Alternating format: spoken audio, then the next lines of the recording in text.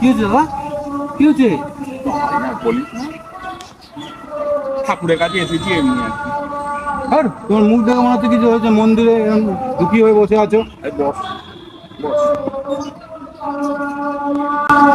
আগে লক্ষ্মী ভান্ডার পেত তোর বৌদি 500 টাকা। হ্যাঁ, আমার বউ তো পেতো, 15 টাকা পেতো তো।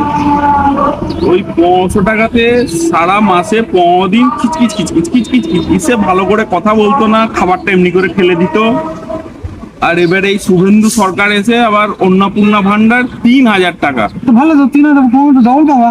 সারা মাসটা কেমন যাবে একবার দেখ এবারে আমার। হ্যাঁ, দুঃখের কথা কাকে আর শোনাবো, তাই ভগবানের মন্দিরের কাছে এসেছি আমি। এটা তো আমি ভেবে দেখিনি, কিন্তু আমারও তাই। দেখবি না প্রতিটা সংসারে আগুন জ্বলবে, আগুন।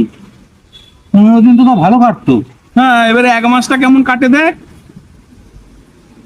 ভালো বলে দিত, এটা তো ভাবিনি। কি করা যায়? কিচ্ছু করার নাই। হে ভগবান, আমাদেরকে বাঁচাও, আমাদেরকে দেখো।